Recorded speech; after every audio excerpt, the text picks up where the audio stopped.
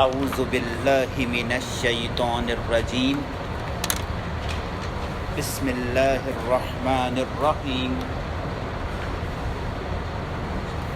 آج کا ہمارا سبق سورہ قصص آیت نمبر 31 سے ہے جی۔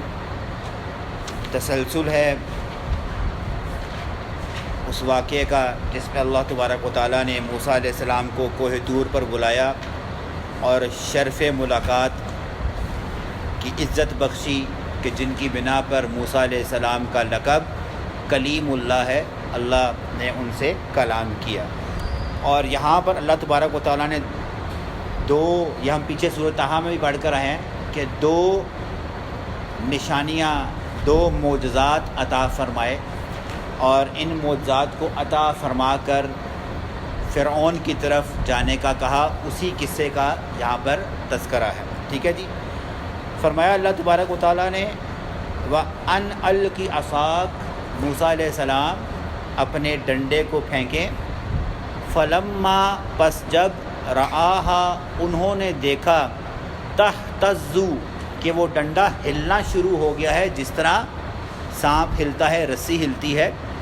اللہ نے کہا وہ رسی نہیں تھی، کأنہا، وہ ایسے ہو گیا، جانن، جیسے کہ ایک بہت بڑا سانپ ہوتا ہے۔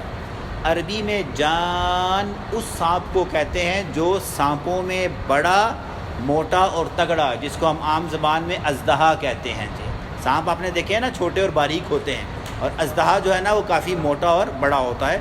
تو اللہ نے کہا کہ وہ بڑا سانپ اژدہے نما کا شکل بن گیا۔ اب جس نے ڈنڈا پھینکا ہو، یا مثال پر میرے ہاتھ میں یہ پینسل ہے، میں یہ پینسل پھینکوں تو یہ سانپ بن جائے تو مجھے خوشی ہوگی یا میرا ترا نکل جائے گا؟ خوف آ جائے گا، ڈر جاؤں گا۔ تو یہی حال ہوا موسیٰ علیہ السلام کا۔ نبی ہیں لیکن بشر ہیں، یہ بشر کی کوالٹیز ہیں کہ ان میں اگر ایسا معاملہ ہو تو کیا ہوتا ہے جی؟ خوف کا جذبہ آ جاتا ہے۔ کیا ہوا جی؟ واللہ مدبرن، جو ہی سانپ کو دیکھا، اژدہے کو دیکھا، موسیٰ علیہ السلام نے پیٹھ پیچھے دوڑ لگا دی۔ انسان سانپ دیکھتا ہے تو بھاگتا ہے کہیں کاٹ ہی نہ لے، ٹھیک ہے؟ تو یہی حال ہوا، وہ پیچھے آ لے گئے۔ ولم یعقب، اور ایسی دوڑ لگائی کہ پیچھے مڑ کر بھی نہیں دیکھا۔ یعنی جب انسان خوف میں بھاگتا ہے نا، پھر پیچھے مڑ کر نہیں دیکھتا، آگے ہی جاتا کہ بس میں نکلوں کسی طریقے سے، تو پیچھے مڑ کے بھی نہیں دیکھا۔ اللہ نے کہا یا موسیٰ، اے موسیٰ، اقبل، آگے آئیں، کدھر جا رہے ہیں؟ ولا تخف، خوف نہ کریں، انکا من الآمنین، آپ بے شک امن والی جگہ پر بھی ہیں اور آپ امن میں رہیں گے، آپ واپس آئیں۔ اور جب اللہ تعالیٰ بلائے اور موسیٰ نہ آئے، یہ ہو نہیں سکتا، تو موسیٰ علیہ السلام واپس آئے، تو اللہ نے کہا، اور پھر ان کا خوف جو ہے نا وہ جاتا رہا جی۔ اچھا جی، دوسری بات کیا کی اللہ نے؟ اچھا اب یوں کریں، اسلک یادا کا، اپنے ہاتھ کو ڈالیں، فی جیبک، اپنے بغل کے اندر، اپنے ہاتھ کو اپنے بغل میں ڈالیں، تخرج، اور اب باہر نکالیں، ٹھیک ہے؟ بیضاء، یہ سفید ہو جائے گا، چمکیلا، من غیر سوء، بغیر کسی تکلیف کے۔ ایک بیماری ہے برس، جس میں انسان کا ہاتھ کیا ہوتا ہے جی؟ سفید ہو جاتا ہے۔ تو اللہ نے کہا ایسا ہاتھ سفید نہیں ہوا، جس طرح اللہ نہ کرے ان کو کوئی بیماری والی برس ہو گیا ہو، یا وہ جس کو پھل بیری کہتے ہیں، ایسا ہاتھ نہیں ہوا، کچھ چمکتا ہوا ہاتھ سے چمک اور سفیدی جو ہے نا وہ واضح ہوئی، من غیر سوء، بغیر کسی تکلیف یا بیماری کے۔ اچھا جی، اب یہ دوسرا خوف تھا موسیٰ علیہ السلام کو، اچانک میرے ہاتھ پہ آگ لگ جائے تو میں بھی ڈر جاؤں گا، یہ کیا ہو گیا، ٹھیک ہے؟ تو موسیٰ علیہ السلام نے کیا کیا، ٹھیک ہے؟ اللہ تبارک و تعالیٰ نے اس خوف کو دور کرنے کا طریقہ بتایا۔ آج بھی بنی اسرائیل جب انہیں کوئی خوف ہوتا ہے نا، ہمیں جو خوف ہوتا ہے ہم دعائیں پڑھتے ہیں، ٹھیک ہے؟ آج بھی بنی اسرائیل کے یہودی جب خوف ہوتا ہے نا تو یہ عمل کرتے ہیں، کیونکہ یہ اس دور کے لوگوں کے لیے سنت تھا کہ جب کبھی کسی کو کوئی دل پریشانی والی خبر ہوگی، اگر وہ اس طرح اپنے ہاتھوں کو کرے گا نا تو اس کا خوف کیا ہو جائے گا؟ وہ چلا جائے گا۔ نہیں، بغل میں نہیں، اب کیا؟ وَضْمُمْ إِلَيْكَ، آپ ملا لیں اپنے ہاتھوں کو، الیکا، اپنی طرف، جناح کا، اپنے ہاتھوں کو، من الرحب، خوف سے بچنے کے لیے۔ یہ دیکھیں جی، ایسے کرتے ہیں، یہ اعلیٰ ہاتھ اس بغل کے نیچے اور یہ والا ہاتھ دونوں. تو موسیٰ علیہ السلام کو اللہ نے حکم دیا کہ آپ کو جو ڈر اور خوف ہو رہا ہے نا، فوراً اپنے دونوں ہاتھ کیا کریں، اپنے ساتھ ملا لیں، بغلوں کے نیچے رکھ لیں. آج بھی یہود جب کسی کوئی خوف والا معاملہ ہوتا ہے نا تو وہ کیا کرتے ہیں، ہم تو دعا پڑھتے ہیں نا، یا حیو یا قیوم برحمتک استغیث، یا خوف سے بچنے کی دعا، تو وہ اس طرح کرتے ہیں. اس دور میں یہ تھا کہ جو شخص اپنے سیدھے ہاتھ کو دل پر اور الٹے ہاتھ کو اس بغل کے نیچے رکھے گا نا، قدرتی یہ تھا کہ اللہ اس کے دل کے خوف کو کم کر دے گا. آج بھی دیکھیں، ہمیں جب خوف کی خبر آتی ہے تو سب سے پہلے کیا چیز ہماری تیز دھڑکتی ہے جی؟ دل دھڑکنا شروع ہو جاتا ہے. تو یہ اس وقت کے لوگوں کا تھا. امام ابن کثیر کہتے ہیں یہ عموم ہے، ہر انسان اس کو اس طریقے کو اڈاپٹ کر سکتا ہے. بہرحال ان کا اپنی رائے ہے، لیکن یہ اس قوم کے لیے، موسیٰ علیہ السلام کے لیے یہ تھا کہ وہ اس طرح کرتے تھے، اپنا ہاتھ سینے پہ رکھتے تھے نا، تو دل جو ڈک ڈک ڈک ڈک ڈک تیز سے دھڑکتا تھا وہ کیا آتا تھا، سکون. تو اللہ نے کہا اپنے دونوں ہاتھوں کو ایسے ملا لیں، ٹھیک ہے، خوف سے بچنے کے لیے. فذانکا، یہ ہیں برہانانی، دو نشانیاں، دو برہانیں، دو دلیلیں.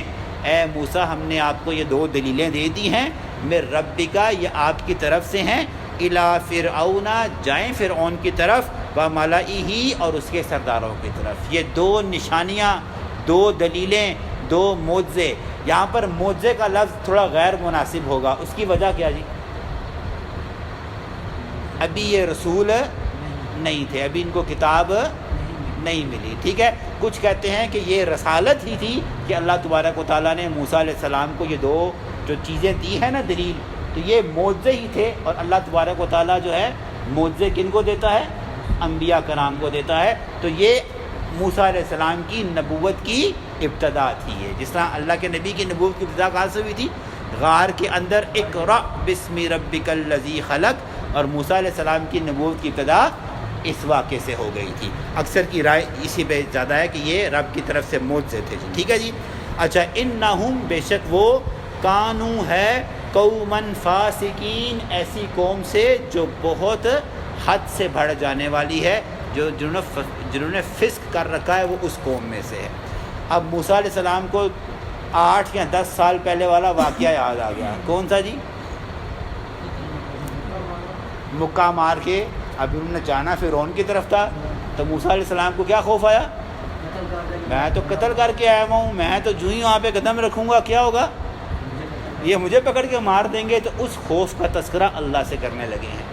قالا، کہا موسیٰ علیہ السلام نے، ربی، اے میرے رب، انی قتلت منہم نفسا، میں نے قتل کیا ہے ان میں سے نفسا، ایک جان کو، فاخاف، مجھے اس بات کا خوف ہے، ان یقتلون، کہ جو ہی میں وہاں قدم رکھوں گا تو کیا ہو جائے گا جی، یہ مجھے قتل کر دیں گے.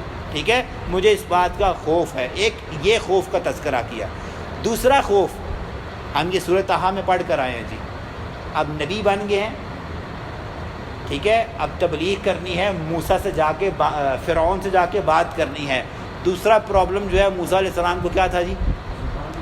زبان کی روانی نہیں تھی. جو اسرائیلی روایتوں میں آتا ہے کہ جب فرعون کے اس نے وہ انگارہ اور کھجور یا موتی رکھے تھے تو انہوں نے انگارہ منہ میں ڈال لیا تھا، جن کی اس کی زبان کیا ہو گئی تھی؟ لکنت آ گئی تھی، جل گئی تھی، لکنت آ گئی تھی. دوسرا انہوں نے اللہ سے اس خوف کا تذکرہ کیا کہ اے اللہ، میں جب فرعون کے پاس جاؤں گا تو میری زبان کی گراوٹ ہے، اس گراوٹ سے کیا پتہ میں صحیح طریقے سے تیرا پیغام فرعون کو نہ دے پاؤں، اس کو سمجھ نہ آئے. ٹھیک ہے، تو آپ کیا کریں؟ وَأَخِي، آپ میرے بھائی، ہارون کو، ہوا اصفہ، جو فصاحت میں، منی، مجھ سے، لساناً، زبانی اعتبار سے بہتر ہیں. آپ اس طرح کریں، جو ہارون ہے نا، ان کو بھی میرے ساتھ، میرا آگے آپ سنیں گے کیا لکھا ہے، معیّ ردن، ان کو میرا جو ہے وزیر بنا دیں، میرا ساتھی بنا دیں. تو اللہ تبارک و تعالیٰ نے پھر موسیٰ علیہ السلام کی اس دعا کو قبول کیا، اور پھر ہارون علیہ السلام کو بھی نبوت کے درجے پر فائز کیا. کیونکہ ہارون علیہ السلام بولنے میں، بات کرنے میں ان کی زبان میں کوئی رکاوٹ نہیں تھی، اور یہ عمر میں موسیٰ علیہ السلام سے کیا تھے؟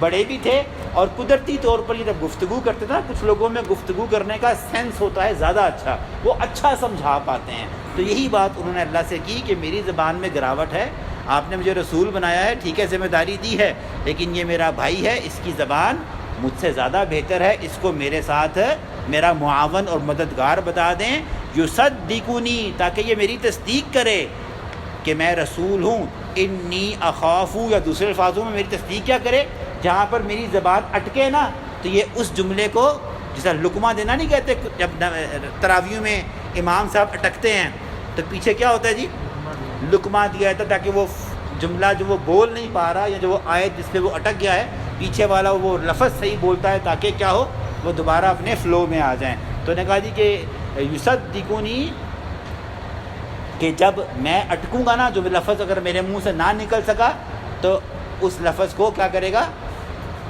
ہارون علیہ السلام بولیں گے تاکہ میری تصدیق کریں گے۔ انی اخافو، لیکن اے اللہ مجھے ابھی بھی خوف ہے کہ ان یکذبون، یہ میری تکذیب کریں گے، فرعون ماننے والا نہیں ہے جی۔